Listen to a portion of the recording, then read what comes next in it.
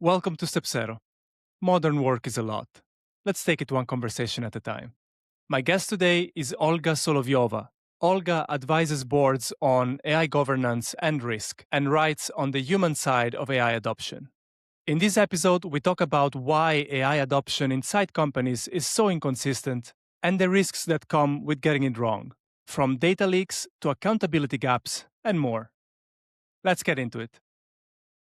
Olga, welcome to the Step Zero podcast. Thank you so much for making the time. Thank you so much, Matteo. It's a great pleasure to be here. We made it. It's been, I think, a couple of months of back and forth of trying to get this episode in. We're finally here. I'm super excited about it. And look, one of the reasons I have this podcast is to surround myself with people who know a lot more about certain topics than I do. And trust me, there's a lot of them. You write on your LinkedIn profile, I'm quoting you directly, I consult, write, speak, and train on AI governance, digital risk, and responsible tech adoption. Now, bear with me, Olga. What does that mean for us mere mortals? Well, it means that, first of all, I do have lots of hats. And as many of us in this AI age and this modern work age, we have to have so many roles.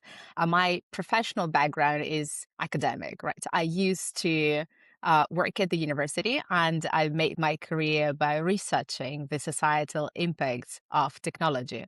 And my most fun research was on online dating and what it actually did for the world of dating in real life.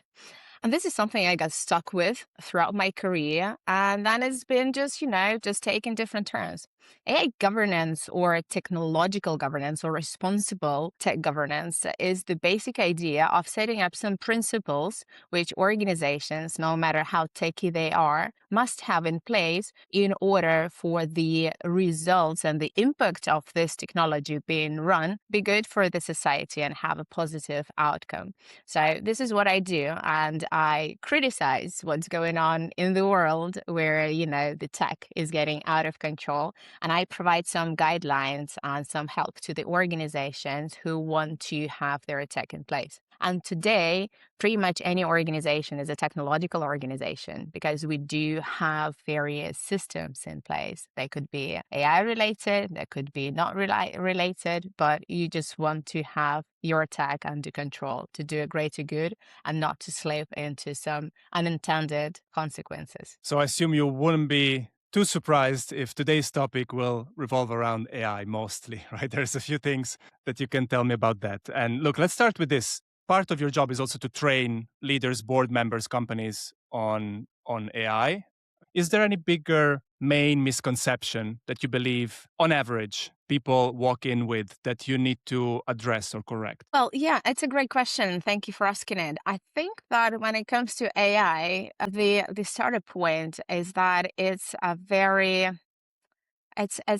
big question, and usually it creates a lot of polarization, whoever we are talking with, right? So, and if I ask anyone whether they're working with AI and what they feel about it, I would have some very negative feelings about, the whole industry, about working with AI, about where, it takes them in terms of productivity, or they would have some great and very positive feelings. So there is, the sort of polarizing around AI as a subject. And I think that this is something that we must take with a pinch of salt, especially as, the very early days of technology, because it's too early to make a lot of judgment. We're like, sitting in this giant sandbox where we're just trying to figure out where it could be helpful and where it could be used. So that would be probably number one thing. The second thing would be a huge confusion about AI, right? So what is it? And when we're talking about it, sometimes people say, well, AI just came out of blue, just around the corner. But probably when we are talking about AI in this new wave of AI, there would be a conversation about generative AI. And this is this big language models. We're talking about the models from Anthropic, such as Claude, or ChatGPT from OpenAI. Those two American flagships, or DeepSeek, if you wish, the Chinese counterpart. So this is exactly something new. And At the same time, AI, as part of the machine learning systems or algorithmic prediction, it's been here for a very long time, and it's been implemented in daily services, such as in finance, for example. It's any scoring system that would be something that is using AI in the background. So that would be a second misconception, to treat it as something very new. Its spread is really huge, but there is sort of a general understanding of technologies there. So I would probably landed on these two and kind of like making peace with both of them, just treating AI and trying to understand how it's been used previously in an organization and what sort of expertise do you have here already, but also not having very strong feelings and being ready to experiment to fail if it fails, but also just to do a lot of work on kind of putting it at peace. That would be, two things that organization would benefit from doing. So you've touched on two interesting things, the polarization. So obviously, some people are either, let's say, either terrified or evangelical about AI, and it's very difficult to fall somewhere in the middle and adopt a nuanced opinion, so to speak.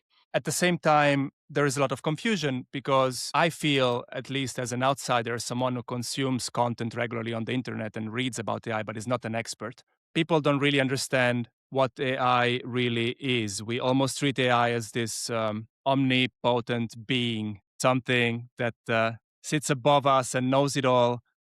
But I'm curious about your experience at the organizational level, based on the conversations you have, the trainings you offer, the consultancy that you do. Do you see companies leaning towards, let's say, hitting the brakes in a way when it comes to AI adoption, or leaving the doors wide open?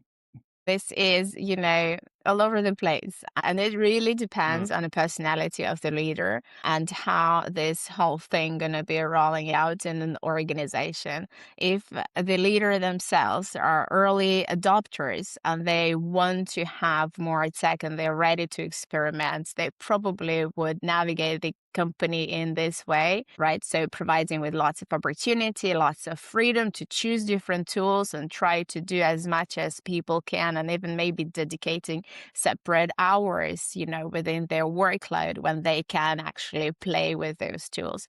It means getting subscriptions, it means getting training done, it means, just having lots of things available. And this is where things get tricky. So we are not in the place where we can say for sure whether AI is rising dramatically productivity in the organization or not. So there could be a lot of input and people been doing and playing lots with tools, but it does not necessarily pay back in the organization. And then the strategy of the leader might divert, right? So if they're not seeing it straight away, they might just revert back. So that's one case. And then just to add on that, there is this term, brain fry. So I believe one of the research suggested that people using four AI tools plus in their workplaces, they tend to perform much worse because their attention speed they're just losing the track of it, right? But for those who are working with up to three AI tools in their daily task, it most of the time, it just comes with some productivity gains. Anyway, so this is the context of an organization where it's just booming and blooming. And this is where, again, the risk team might also get a bit cautious because, the more uncontrolled and supervised AI use without guardrails in place, it can lead to digital risks, such as like data leaks, when you are letting sensitive internal information out. It's one of the most widespread risks of this, AI adoption without policies in place, internal policies. The second most common one, and this has been on news a lot, would be organizations and employees just letting AI hallucinations in their output, for instance, in the reports. And there's been, a big problem, reputational one for the big consulting firms which allow this. Well, it happens. Anyways, this is the organizations where, they've got the green light for AI. And then there is the other one. And it could be matures, to be honest with you. So this is where the leadership is a bit cautious. And this is where the board members or the executive team, they want to have certainty. And they're like, okay, this is new technology. I'm not quite sure whether we want to go with this or not. Let's just pause it. Let's just park it for now, and no one's doing anything. Or limiting, their team for something like Microsoft Copilot, right? And this is where troubles begin. Because if there is no sort of green light for the usage, it doesn't mean that employees themselves would not use it. So, in the organization where the leadership is not in favor of adopting AI, there is the shadow AI use. So, people still use AI, but through their personal account, through their personal subscription, and then everything that I spoke about, it just duplicates because then they could not bring to the table, oh, well, this is my fault, or this is my mistake. I'm sorry, I used AI for production of this particular report, and let's just revert it back. They would not be very happy just to admit that. What it also leads to, a bit of a disadvantage in terms of adopting this technology and experimenting with it early. Again, reporting is just so varied. So I can't really tell you whether AI is making organizations productive or not. It's so different. But it's definitely nowhere near they wanted to have it back in 2023, when I think MIT researchers thought it's going to be like 40% productivity surge. It's nowhere near that. But something is going on. And then, the earlier people will get a chance to work around it and to see where their thinking and their practices of work could be augmented, could be, delegated to an AI. Or maybe, on the contrary, the earlier they understand that this is where AI is a no-no, that would be the better for the organization. I hope it answers the question. It actually covers the spectrum quite well. And the questions that I've had, you've actually answered. Is there anything else that you want to get off your chest that you think we haven't touched on? Yeah. So I think that would be about AI risks, right? So I think I spoke a lot about, the advantages of AI. It can create a lot of room in your schedule, right? So, for instance, delegating and helping using AI to write emails. On average, I think the statistics says that it would be about 2 hours of workload that's been, just eased off because people are using AI because they're writing fewer emails. The question is, how do we channel it into some productive direction and, just to get the most of it? And AI is a technology, but it's built with a particular business goal in mind. And particularly when we're looking at chatbots of various types, they can be quite addictive. They kind of engineer to invite you to follow the conversation, and they engineer to be flattering, to be nice to you, to support your ideas. And what's so important is to understand that this is a statistical machine, right? So this is a model. It is nowhere near the exact truth. So this is not something that's gonna be accountable for whatever they say. And sometimes you have this conversation and you catch AI for being wrong. And you're like, no, wait, please. This is something you said that was wrong. And they say, oh, absolutely. I am so sorry. That's so good that you spotted that. Right? So remaining critical, understanding how it's engineered, what its goal is, and that the percentage of errors it's making is between 10 to 20%. This is this on a smaller scale, right? So you want to double check for most important information, for most sensitive cases, just double check. Secondly, understanding the social element of it. It wants you to communicate because this is how the models get their revenue, not the models, the companies get their revenue. You keep doing, you get the subscription, you want to, increase the number of tokens you're using, you want to increase your usage. So they want you to use more. And in having such a nice companion that would be, again, engineered to be flattering to you and to support your ideas. Do not slippery slope into the place where you see AI as your friend. It is not your friend. It is a tool. It doesn't have a soul. It doesn't have a personality. It does not relate back to you, and it's not going to cry. Even it can pretend to be sad if you are being sad, but it's not going to be sad. So emotional attachment and sort of addiction can be developing with this relationship. And this addiction can be split into two ways. Addiction number one, that would be as, as having a very deep relationship with someone and seeing a helping hand, right? So that's not, we covered that one.